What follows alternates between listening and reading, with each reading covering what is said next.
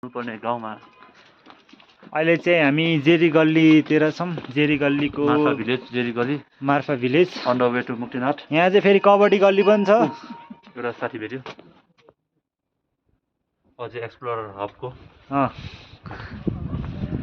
अनि यहाँबाट चाहिँ सबैजना गुरुङ ड्रेस होइन खोइ के ड्रेस, यहाँको ड्रेस लाएर सबजना फोटो खिचिरहेछन्।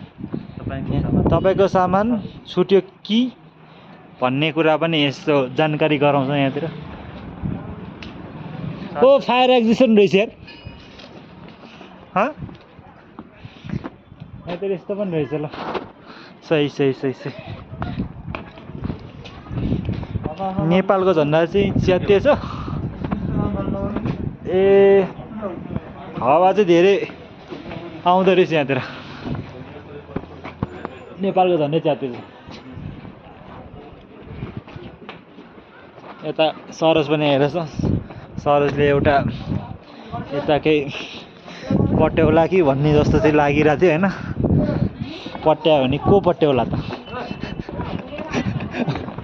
यो के हो यो त? Dhaulagiri base camp.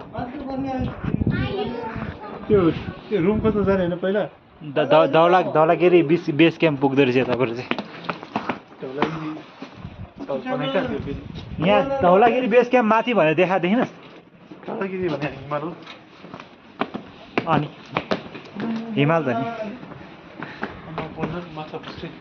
अनि के अरे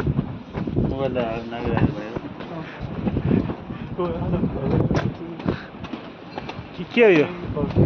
धौलागिरी बेस क्याम्पै पुग्ने कि के हो? सबै कहाँ पुग्छ? कहाँ हो बेस क्याम्प? यहाँबाट जानुपर्छ यो डाँडा कटेर होला नि। अब टपमा यस्तो काठहरू राखेर रेडी। तर अहिले त यस्तो हुँदैन होला। अहिले त ग्यास छ होला यहाँ पनि सायद।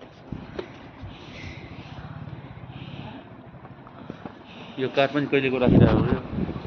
त्यही त अहिले उयो भइसक्यो यो। अब यो गल्ली चलाए मात्रै होला कि सायद। किनभने अब कोही मात्र होला, धेरै छैन होला जस्तो छ। यस्तो हेर्दा त कोही घरमा मान्छे छैन जस्तो हेर्दाखेरि त्यस्तो छ। कहाँ हिँड्नु? कहाँ जाने?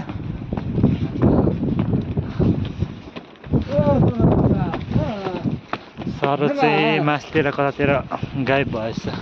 कतातिर गायब भयो। कतातिर हिँडेको छ यस्तो गल्ली चाहिँ।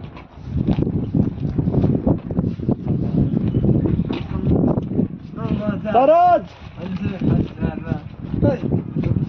के र त? यो सर चाहिँ अलिकति एक्सप्लोर गर्छ हरेक कुरा।